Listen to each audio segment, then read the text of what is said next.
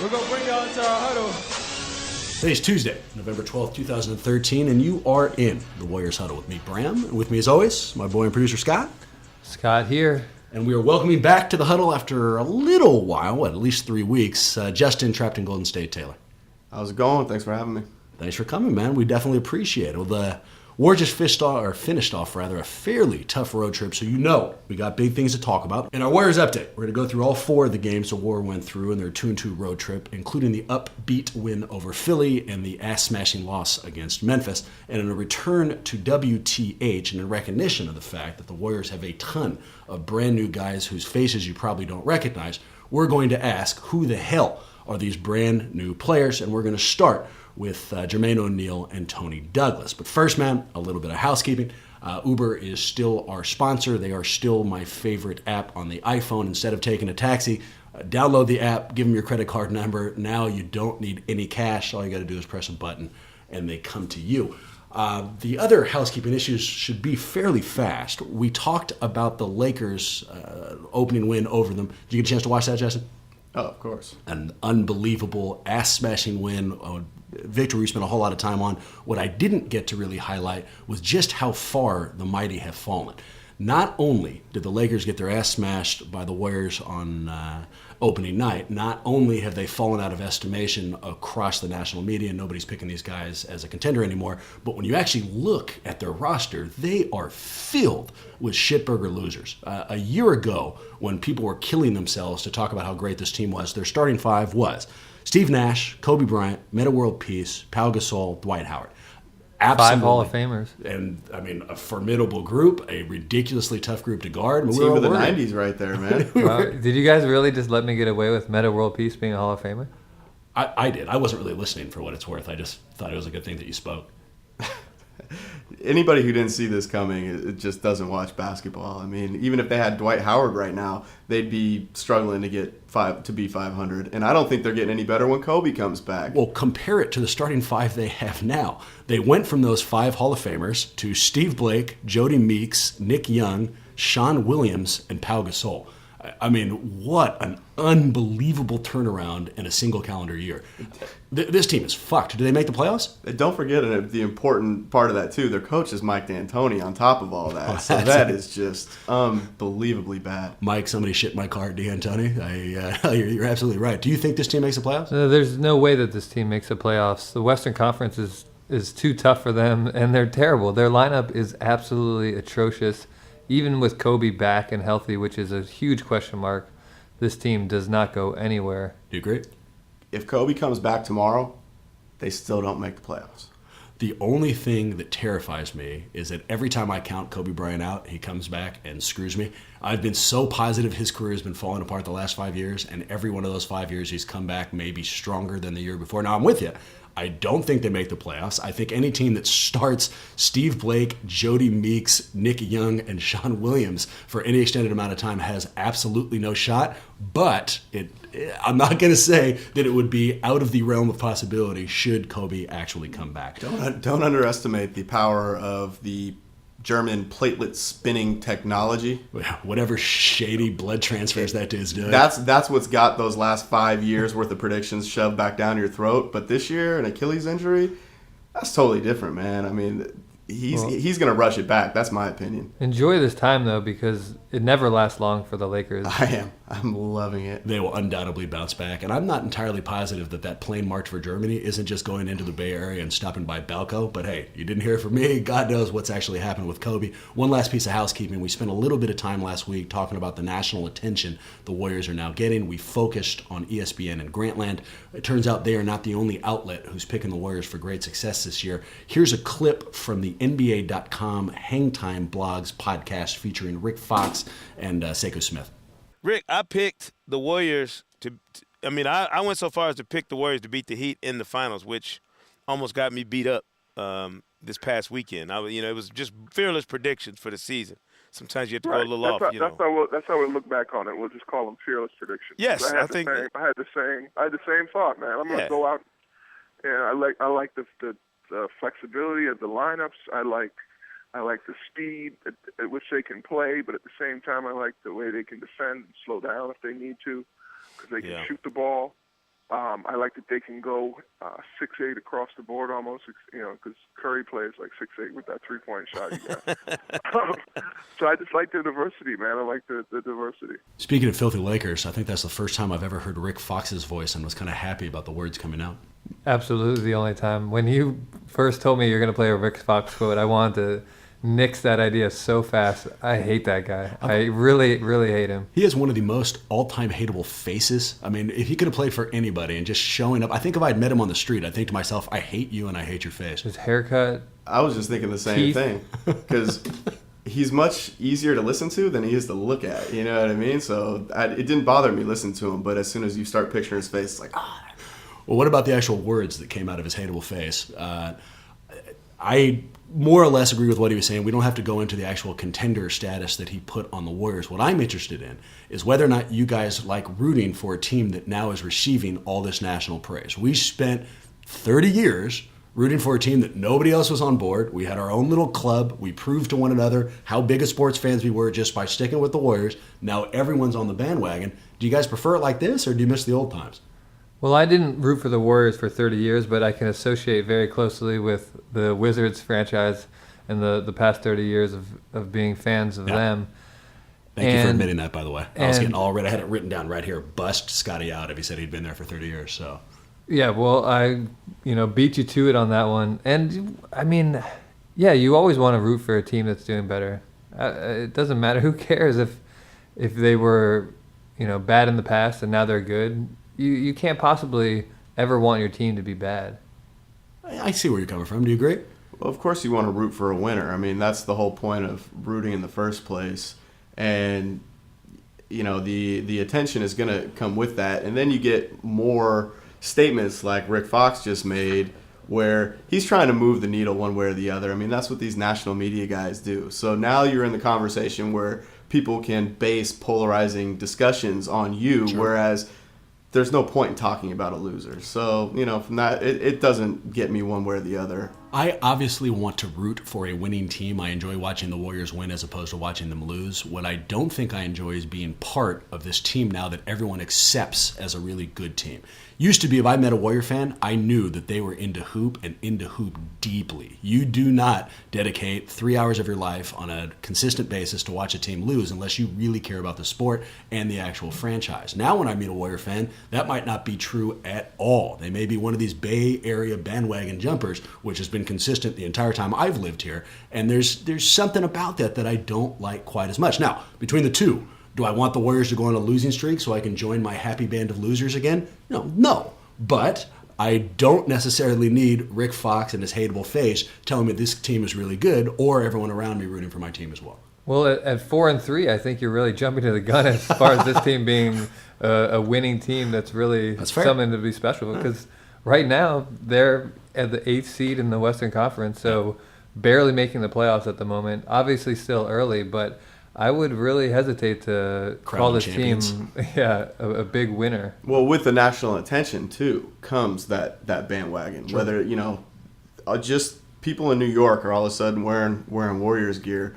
But you guys got a good thing going here, because if a Warriors fan is listening to this podcast right now, they are a hardcore fan. The Fairweathers haven't made it. They're not making it this deep into the podcast. So if they're listening to this discussion right now, we know we're talking to hardcore Warrior fans. There you go. If you're a member of the Huddle, you are not a bandwagoner. Those are all the housekeeping issues I had. You guys got anything?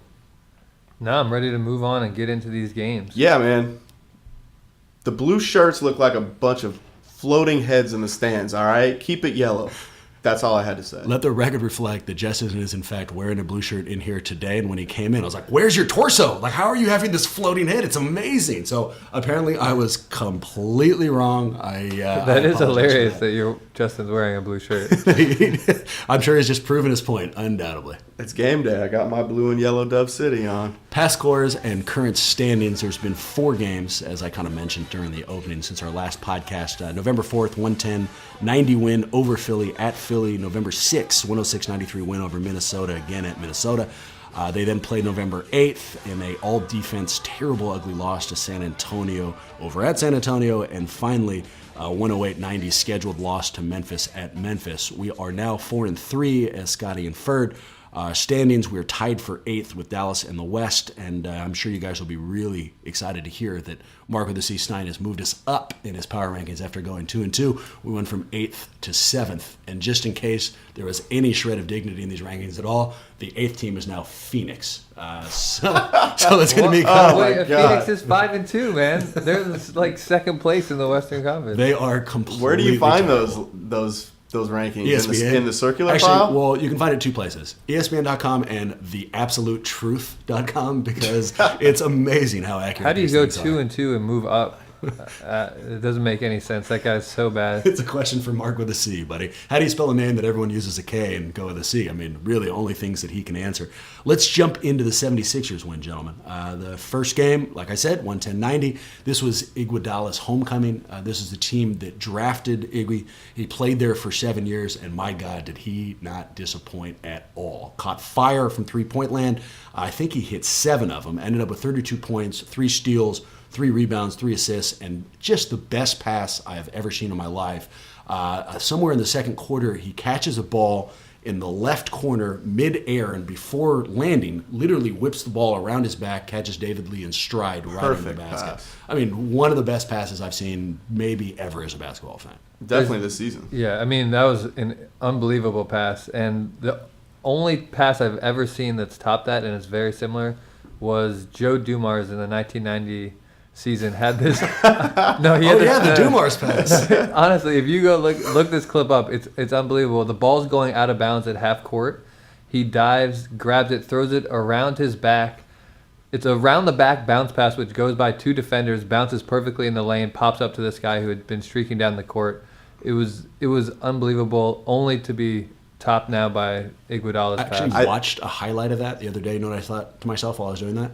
Nothing. I didn't watch a highlight of that. Who gives a shit about that? If you want to see a great pass, go look that up. You know what? I'm sure that Rich is going to be covering the Warrior game for Let'sGoWarriors.com. I think you need to hit him up right now to make sure that he asks Joe Dumars about that pass in the post game if he's traveling with the team right now. And if Joe Dumars has about 45 seconds to listen to a 30-second question. And if Joe Dumars can't remember it, but Scott can, then I'm really going to be impressed. No question that Joey D remembers it. Well, we don't want to get too far. Here's Iguodala on his performance and coming back to Philadelphia. 7 threes, the best you've ever done in your career. That had to be sweet. I think I had 6 once my rookie year. Maybe it was first, second. You did against Toronto. Yeah, Toronto. Remember that game. So I'll probably remember this one too. But I wasn't feeling too good before the game as far as shooting the ball. But throughout the game, I told myself just finish on my shots. Last game, I felt really good and didn't get too many attempts. So today was opposite. So I just felt good. Well, you've been around long enough. Sometimes you warm up and everything's going in, and then you can't hit it during the game. But how special was this after you played 8 years here? You were an all-star in Philadelphia, and people always say, do you get psyched up when you come back to play against a former team? It looks like you were tonight. Yeah, I don't know if I was psyched up. I was open on a lot of shots. I had to take some shots. It wasn't like I was exerting a lot of energy on the offensive end. We have a game plan, and the special thing about our team is you got 5 or 6 guys who can get 30 on any given night, and tonight was just my night.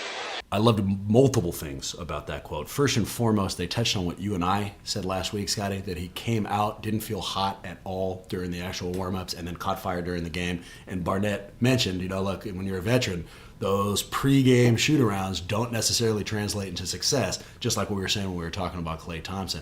Yeah, that was interesting. The pros are obviously, I guess, different than us when it comes to warm-ups. Let's be honest. He was more open for those shots than he was during warm-ups. There really was some of the worst defense I've ever seen played in this game. I mean, outside of the rookie-sophomore game, I've never seen this much transition. I mean, it really turned into wide-open three-pointers and transition dunk. We might not be the best team on earth. We might only be 4-3, but I tell you what, you decide to run with us and give us wide-open three-pointers, there's a good chance we're going to hand down a smashing. That's exactly what we did here. The other thing I liked was Iguodala trying to downplay him coming back and playing in Philadelphia, and it didn't mean that much, and every game is whatever. And, it's the same things. Well, I'm not the only one who thinks it's bullshit. Justin, you're not the only one who thinks it's bullshit. No. So does Mark Jackson. Here's Jackson on Iguodala. It's no secret. You want to kill him. You say all the right things beforehand just in case it doesn't work out. But the mindset is to make a statement. And, he's a heck of a basketball player. We're fortunate to have him. the things he does on the floor. You know, tonight you can look at the stat sheet and it'll jump out. There's a lot of nights where it won't reflect just how important he is to our basketball team. Per usual, on the money, right? And what a great addition Iguodala is to this team, man. The Warriors made out better than anybody on that Bynum-Howard trade last year.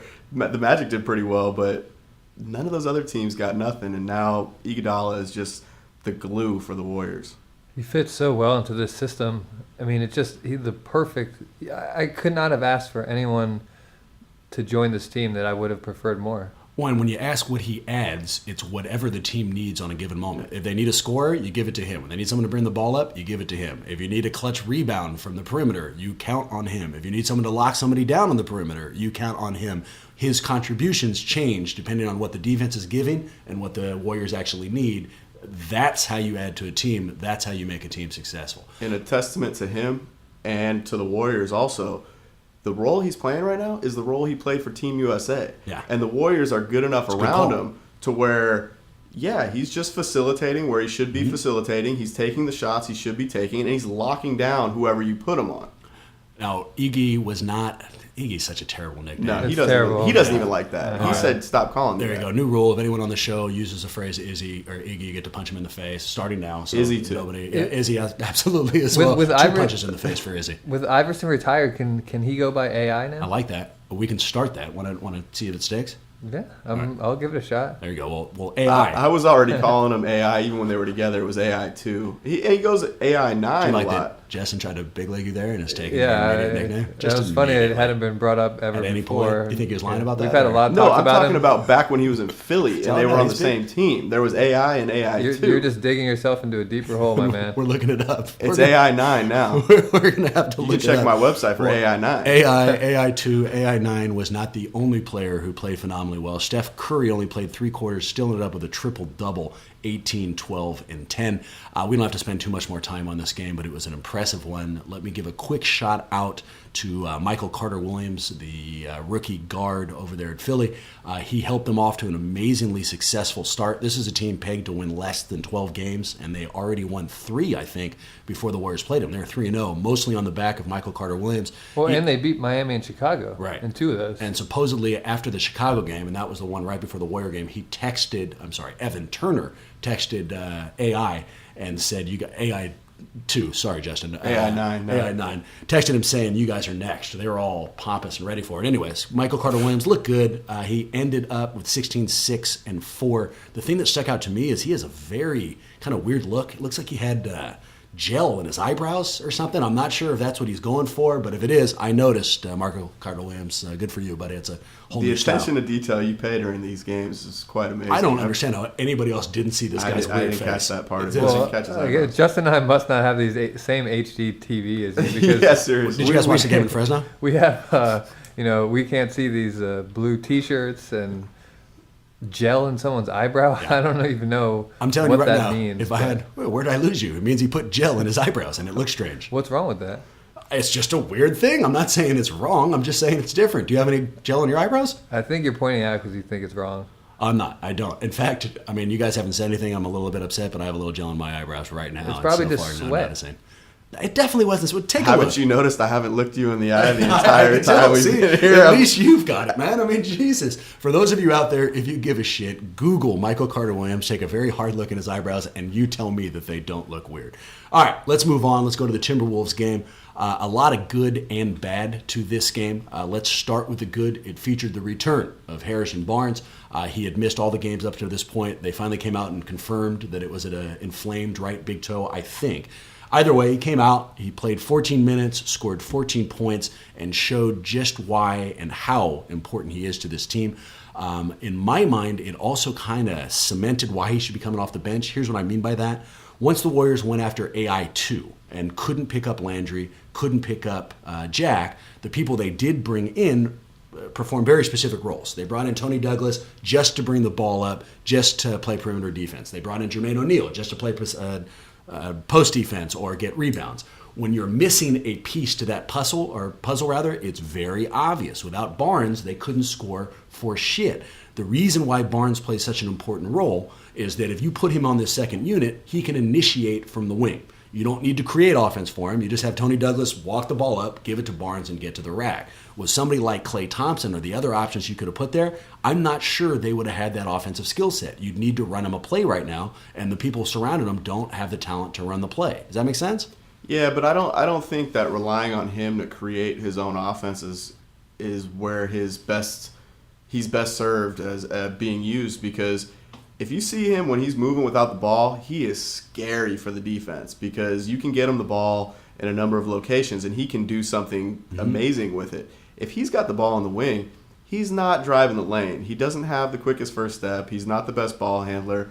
If he needs someone in there that can hit him on the run, because if he catches it in the lane, then it's over. You put him at that stretch 4, though. He does beat you with the first step. Oh, yeah. Beating 4s all day. Yeah, I mean, that's where they've basically been playing him off the bench, although we haven't seen a whole lot of it. What you're saying, or what I'm hearing you say, is that it could retard his player growth. I mean, you're not going to see him become the guy he could become. That's a scary thought to me. But I do think, at least right now, as far as team growth, having him come off and be the first guy with the second unit is not a bad thing. And more than anything, I think you're ignoring the alternatives. Yeah. Because what are you going to do if not Barnes? Then you think Klay could do a better job at it? Like, that's where I think that Bram is right in that Harrison Barnes, as far as the options that you have, is the best one for that role. Yeah. I'm not talking. And as far as the six, I 100% agree about the 6-man. I haven't waffled on that at all. I'm just saying, as the give the ball to Barnes and let him create offense, I'm saying that he needs a little bit more help than that. And he's it is a little bit detrimental to his growth, I think, because that goon squad, he's the only guy out there the defense needs the key on, and it's not, I don't know if it's a good thing or a bad thing that he is the lone offensive option on that second. Well, he's not out there with no one. I mean, they're not putting him in 4 reserves, I don't think. I feel like often he'll have Klay, he'll have David Lee. I mean, somebody else. It's rare that you have all 5 of your starters. The lineups have been changed, and we had a couple of looks when it was him and 4 losers. Yeah. We've beaten this topic to death. Let me push it towards a somewhat related one. One of the unintended downsides of the Bogut contract, and one that we didn't talk about, is that there's a good chance with them now paying him, paying Iguodala, and paying Steph, that when it comes to paying either Klay or Barnes, they're going to have to make a choice. They're not going to get to keep them both. They tried to structure Bogut's contract so that the money goes down so they might be able to, but if this kid keeps developing the way they are, they're going to have to choose. If you guys are choosing, who do you take? Well, the one component you left out is when it's time to sign Barnes, that's when Lee comes off the books. So there's your choice right there for that. Is that true? Is it that fast? That year. 2015-16 season. Yeah. Lee's coming off the books. Barnes is about to get a raise. Isn't Barnes will be in a position to get a contract in 2 years, right? Is that the 2015-2016 season? I don't know, but I'll say this. We all try to do math in our head. Yeah, no, you're asking math? Right. You guys didn't tell me there's math in this thing. I'm out of here. I'll say, I mean, I signed Barnes. I keep Barnes. I drop Klay. Well, I mean, I knew that before you even started to speak. And actually, I take Klay to answer your question. I think I take Barnes. Why do you take Klay? Because you know what you're going to get from Klay every night for the next 10 years. I don't know what you're going to get from Barnes if he gets injured and his athleticism isn't the same.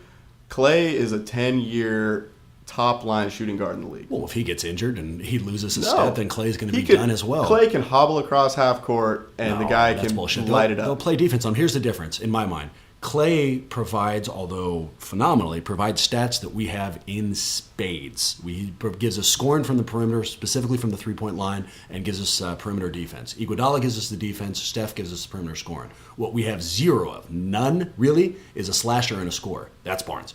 You lose him, and he continues to develop his athleticism. He gives something to this team that right now nobody else provides or even comes close to it. I thought it'd be Iguodala, but it's not. But there are other guys in the league that can slash and can't shoot. What Klay gives you every night, whether he's hurt or not, is spacing. No, there's a million spot-up shooters like Klay Thompson. Exactly. Danny Green. Danny Green. I mean, I don't know, man. JJ Redick. Pull Chris Novak back from the graveyard. Steve. It's like Steve, right? Yeah. Like, these guys are a dime a dozen in the NBA, and the reason that Klay gets these shots is because of everyone else that's good on the Warriors. Right. You take Klay Thompson to the Wizards, he's not getting these same numbers. Disappear. Let's stick with Klay just because it's a good transition. The other good part of this Minnesota game was, in fact, Klay. We're going to talk about the bad, more specifically Steph Curry going down with injury. When he did, it was Klay Thompson who stepped up.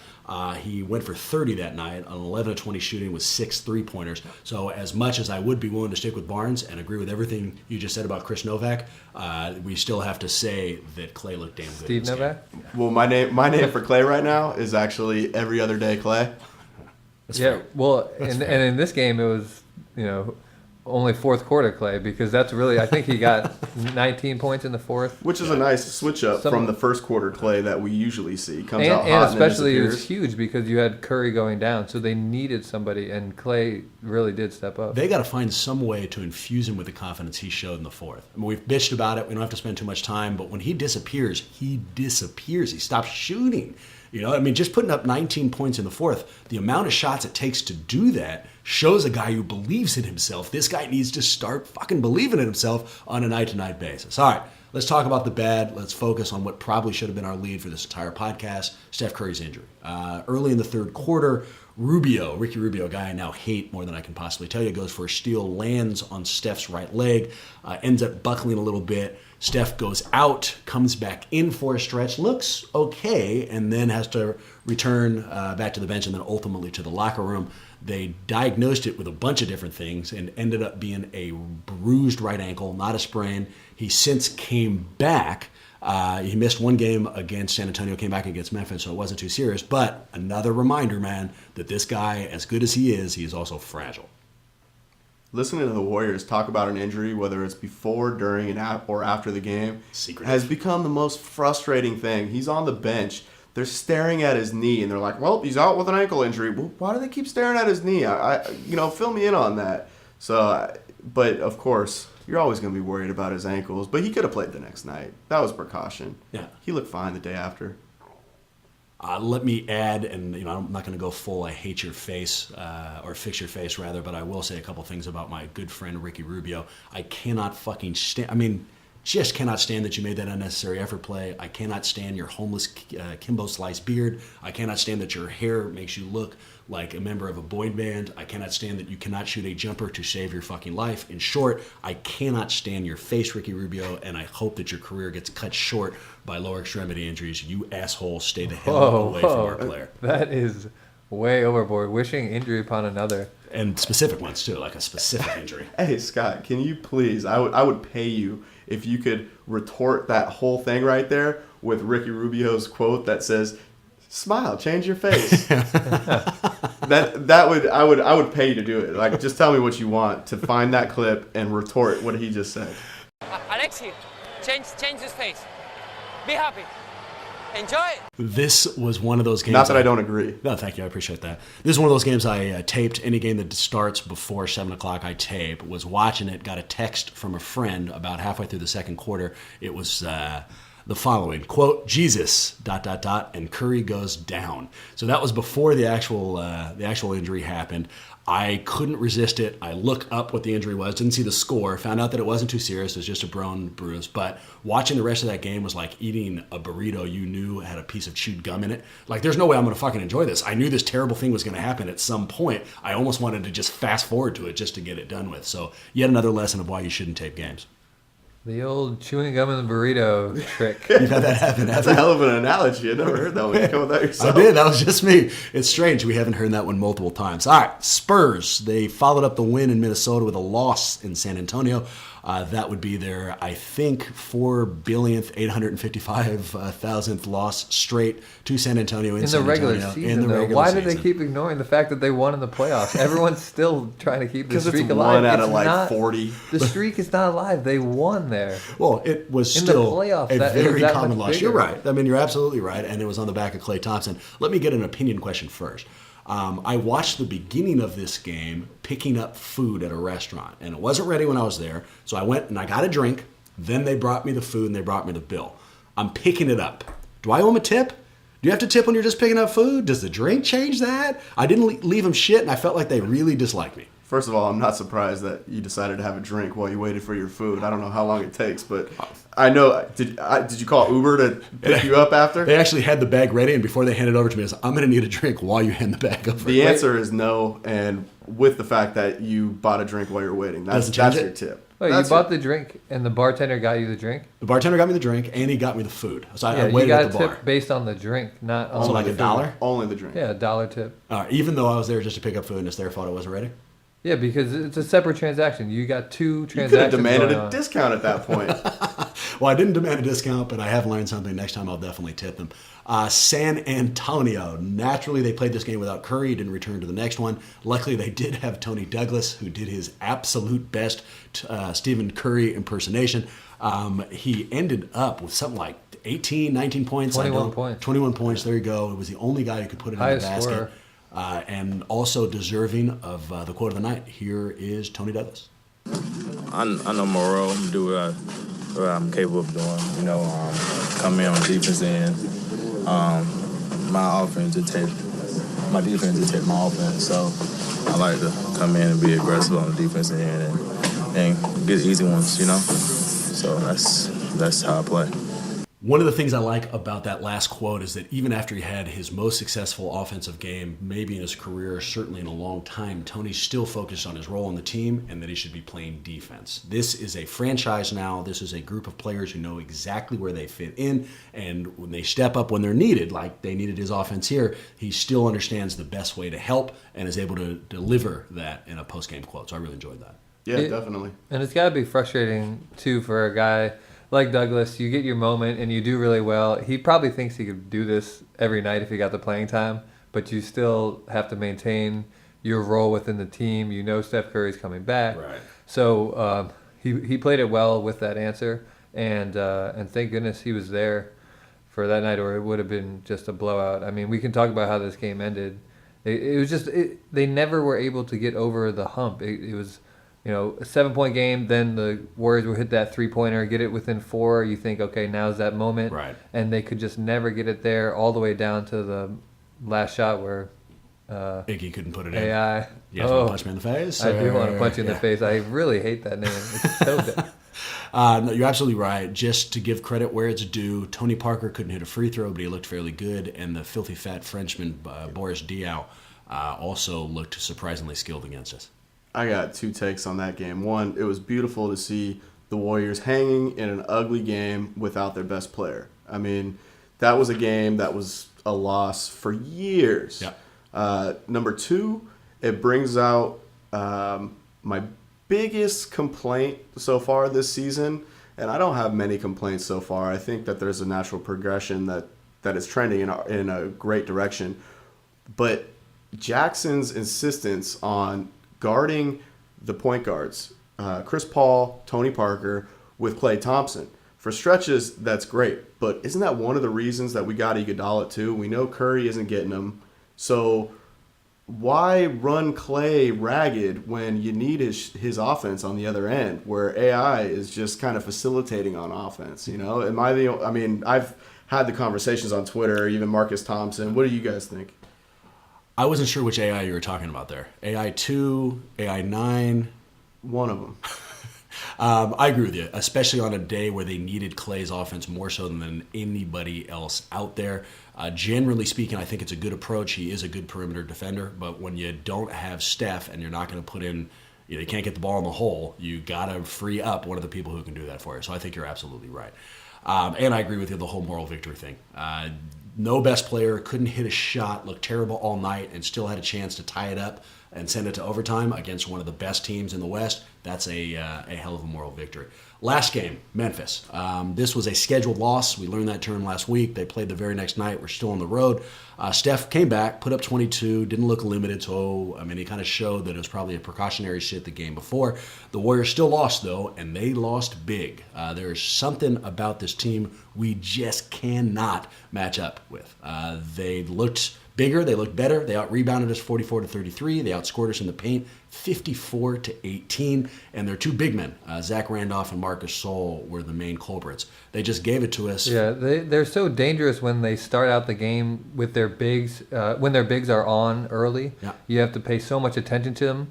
And then that frees up these guys on the perimeter. Mike Miller goes 4 of 5 from the 3-point line. Yeah. That's just infuriating. He's still alive? I couldn't believe it. I could not believe it. Back in Memphis, that was stunning to see him playing. And on top of that, too, you open up for Mike Conley then for the spacing. He starts driving and dishing. Can we agree to never accept Mike Conley as an elite NBA point guard? I can't, because I drafted him early in my fantasy, and he's just been killing me, and I keep wanting to believe in him. No, I don't want to talk about fantasy. Marc Gasol, even though he killed us here, is the worst first-round fantasy pick in the history of the world. I don't think he could dominate a WNBA game. He's the least exciting player to own ever. Save it for the message board, man. This is my message board. Don't you be bitter that we didn't invite you. It's not. I know. I am still a little bitter about that. But when you talked about scheduled loss, I thought you meant, Memphis is on the schedule. Yeah, I mean, because they had just got our number, and it's never fun to play Memphis. Yeah. Whether you have a good track record against them or not, it's always going to be an ugly fight of a game. And I also think that when you play them more than any other team in the league, we always harp on David Lee's defense, but against Memphis, he actually hurts you. It seems like he does. I don't know what it is. Both ends of the floor against Memphis, he hurts you. Yeah, I just to me, this goes back to what I said at the beginning, to not get too happy about the Warriors being this winning team. Until you're beating the elite teams, you're not an elite team. It's easy to win against Philadelphia. It's easy to win against the Timberwolves.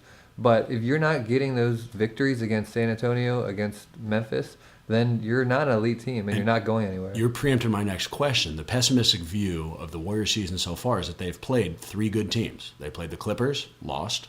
They played San Antonio, lost. Played Memphis, lost. So is there reason to be worried? Is all of this hype, unfounded? Or was this just the end of a very difficult 4-game road trip and they haven't quite yet gelled? No. And the reason I say that is because coming into the season, I thought they were going to be the 4th seed in the West. Yeah. With those 3 teams ahead of us. So losing to them in our first matchup doesn't say much to me. And when we get to the playoffs, even if we were the 8th seed, nobody wants to see the Warriors in the playoffs. If we get hot, we can beat anybody on any given night, and we're even better than that puncher's chance team we were last year. Yeah, but you got to get to the playoffs, and right now you're in the A seed. They'll make the playoffs. I'm not worried about that. Yeah, they'll make the playoffs. We're going to dismantle so many teams at home. Look at the home wins against regular teams that aren't above us. We're going to the playoffs. I'm going to stay optimistic because that's obviously become my role. Ever since we lost Graham, we need somebody on here being unrealistic. So I'm not going to take this as some kind of harbinger of terrible news, but I'd be lying to you to tell you that I wasn't a little bit concerned, especially after the Memphis loss. I'm just tired of losing to that team. Point of reference, we've lost 10 straight to them overall and haven't won in Memphis since 1998, I believe, which is an ongoing streak. 3 losses, and you've pointed out 2 scheduled losses, 1 without Steph Curry, all 3 against teams that are expected to finish above us. Nobody jump off the bridge yet. But if you're on the bandwagon and you feel like jumping, see you later. Yeah, get the hell out of here. We don't need you anyways. Okay, let's move on. A return to Who the Hell, or WTH, a segment I used to love. In this one, we're going to be asking who the hell are all these new players. I have watched a bunch of games with a series of fans who are a little bit more casual than we are in this room, and the one question you hear all the time is, who the hell is that dude? So we figured we might as well cover some of them. Let's start with Jermaine O'Neal. Here's at least how I have organized my thoughts. Feel free to drop yours in any way you want. A little bit of history, what he's best known for, and then how he actually helps the Warriors. Brief history for Jermaine O'Neal. 1992, he was a 6'4" point guard in high school. That summer ended up growing 8 inches over a 3-month period, came back as a dominant center. That was always my dream. Never happened. It always felt like you'd be drinking. I remember doing that exact same thing, like drinking milk, taking like fish oil. I feel like somebody told me that did nothing. I mean, it definitely does not help. David Robinson grew, I think, 7 inches in college. And like when I got to college, I was convinced. It's coming. Here we go. Here it comes. Here it is. If you saw my parents, I just knew it wasn't going to happen. I always bitched at them for always limiting my potential to nothing more than a 5'7" point guard. Tom Thumb and Thumbelina. I respect that. Well, after growing all those inches, he was drafted by the Trailblazers in 1996. Played there for 4 seasons, and actually got to play with that 2000 Jailblazer squad with all the shady ass dudes, Rasheed Wallace, and Damon Stoudemire. Bonzi Wells. Don't forget about Bonzi Wells. Never really broke in with the Blazers, even though they gave him a fairly large contract, and ended up in Indiana in 2000. Played there for 8 years, and that's where he kind of established himself. This guy was an all-star 6 times, made 3 all-NBA teams, voted the NBA's most improved player, and even helped the Pacers reach the conference finals in 03 and 04. So there's a period of time when Jermaine O'Neal was a legitimate star. And naturally, that's not true anymore. Let's get to the last 6 years we should keep that in mind. What he's best known for, at least in my mind, is the Malice in the Palace. That was when the Indiana Pacers were playing Detroit in Detroit. Things got a little bit out of control after Ron Artest fouled Ben Wallace. In fact, I'm not going to go through the entire thing. If you don't know what the Malice in the Palace is, you're ridiculous. I will say, I just watched a highlight of it. I hadn't seen that thing for so long. That is the craziest fucking highlight. I don't think we'll ever see anything like that again. I have completely forgotten how batshit crazy that situation went. Meta World Peace, I've said this before, I'll say it again, or Ron Artest was insane. You don't go into the stands. That's obviously a no-no. I can see some justification. I can see getting hit in the face and then just rushing towards the source if you don't have anything that stops you from doing that. Steven Jackson was the real crazy man in that. He did not have anything hit him in the face. He wasn't sitting on the scorer's table waiting for some shit. He was on the other side of the court, and the second he saw Ron Artest in the stands, he got in there and beat some ass. That dude is crazy. And Jermaine O'Neal is best known for that because as the Malice in the Palace was winding down, and I remembered this wrong, there was a fan who had somehow gotten on the court. It looked like someone else was holding him back. He was running right towards him. And Jermaine he's getting held back. There's a fan who's getting held back. There must be two punches, because I remember one where a guy was running towards Jermaine and he turns around, right? Yeah, and he hit him like a batter that hit the sweet spot. That's exactly the right. Fence. There's another one, Google Jermaine O'Neal punch, where some fan is somehow being held back. He's not even looking, and Jermaine O'Neal gets a running start and hits this dude so hard that both the fan and O'Neal fall down. O'Neal falls down from hitting this dude in his face so goddamn hard. It was like just a running haymaker. Or do you remember like Mike Tyson's Punch Out? Yeah. When Super Macho Man would do these backhanded slaps where he just kind of like turns his whole body around. Yeah, sure. It was one of these things where he just it was like a 360 punch. I'm thinking it was a combination of that and Ball Bull. And Ball Bull would like run towards you and then come and just bam, and just gave it to you. So that is Jermaine O'Neal in a nutshell. Here's what I think he adds to the Warriors. One, no fans will be charging our court. I can tell you that right now. They've learned the hard way. He will punch you right in your face. Two, post defense. He gives us a toughness and a grittiness, I hope, that's going to help us kind of get up and over the hump while Ezeli's out. And finally, three, another 7-footer to get rebounds when we need it. He's pretty much just the captain of the goon squad in my mind. Yeah. I mean, that's what it is. It's supposed to be a defensive lineup. He's the elder statesman of the group.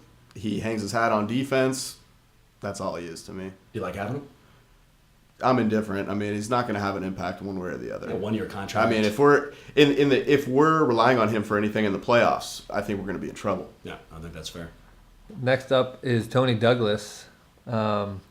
Now, first thing you need to know about Toney is it's spelled with an E. Oh. Got an E in there, Toney. Yeah. EY. So that's the first thing. Yeah. Mark Stein somewhere is happy. Yeah. He stands 6'2", weighs 185. Did his first year of college at Auburn, but was disappointed in playing the shooting guard position, so he transferred to Florida State so he could run the point. That's where he finished his career. The Lakers drafted him with the 29th pick in the first round of the 2009 NBA draft, which they then immediately traded him to New York. And he plays in New York for a couple seasons. Heavy stats here, Scotty. Okay, go ahead. Oh, but dude, are you serious? Your Jermaine O'Neal thing took... We're talking about him. That was pretty long, but he was talking about knocking people out. Yeah. Go back and listen to your Jermaine O'Neal. You started with him in high school as a 6'4" point guard. Right, but he grew. I was going to say, when was that that growth spurt? In like 78? I mean, how much he grew between this one year and the next. This is all very relevant. And where he was picked and what he averaged at Florida State. That's all I got. That's all I got on Toney Douglas. So. And now he's a Warrior. He's a defensive specialist on the Warriors. And that's what we want to see from him. Taking your ball and going home, huh? You take that a little bit hard. He's got to be that defensive specialist. If he's not, then he's got to go. I mean, that. Yeah, well, he is a defensive specialist. So who's up next? He's our last guy, in fact. Okay. Those are the two people we're going to cover. I didn't do any research because I thought Scott would actually finish out the stats he had. Did I hurt your feeling with the take, man? This is what we do. No, I mean, please, let's go finish it off.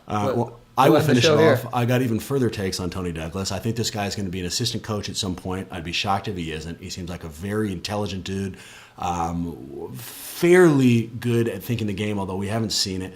I don't know how much he grew in high school. I wish I did. I'd be able to tell you that right now. and I don't know of any fights he's been in. So I don't have any additional stats. My only concern with him is the other night, those shots he was hitting was crazy.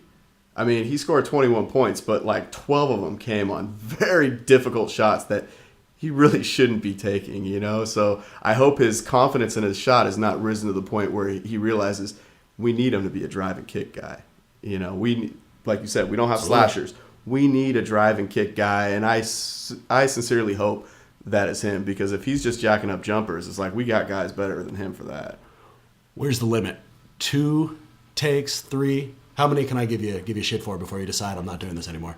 Well, when we're this deep into the show, I think that we're pretty much done talking on all takes, so we should just wrap it up. So it's just one is the answer you're looking for. We got one more take, and that's this quote to take us out by Steven Jackson. Here it is. This is Steven Jackson giving us an amazing story about the Malice in the Palace. Right after the brawl, we're in the locker room, and this is why I say he never said thank you. We're in the locker room. So we're sitting there, legs all scratched up from hopping over the bleachers, our adrenaline pump, because we done laid a couple people out. We feeling like we did something, you know what I mean? We all sit back, and Ron Artest, a.k.a. Metal World Peace, leans back and look at Jim Artest and asks us, do you think we're going to get in trouble? I say, Ron, trouble? You lucky we still have a job. That was the funniest thing. That was the funniest thing ever. Trouble? You lucky we have a job, Ron? Crazy. Well, hold on. Knowing that you're lucky you had a job, you went into the stands, way high up into the stands. What made you go in there? You enjoyed that, Steven. You looked like you were enjoying that. Admit now that you were enjoying punching the customers. Hey, well, let me say this. All the racial slurs I done heard, all the things I done heard about my mom and my basketball game and my kids and all this, it felt good to punch a fan one time. I'm not gonna lie. I regret it. I ain't gonna lie, I regret it because I lost $3 million behind and I almost lost my job.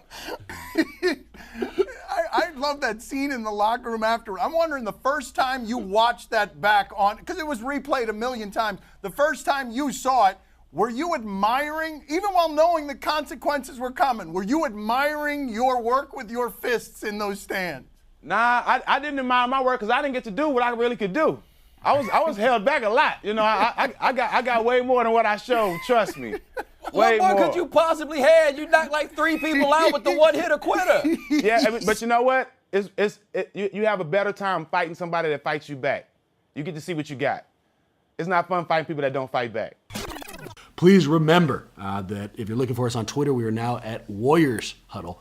Our Gmail account is either NBA Huddle or NBA Huddle at Gmail or Warriors Huddle at Gmail. Our website is letsgowarriors.com. We're still on iTunes. Please rate us. If you get a chance, get out there, give us a 5-star rating. We'd really appreciate it, and subscribe to us as well. And huge fun kicking it, you guys. We love it every week, and hopefully we'll see you next week.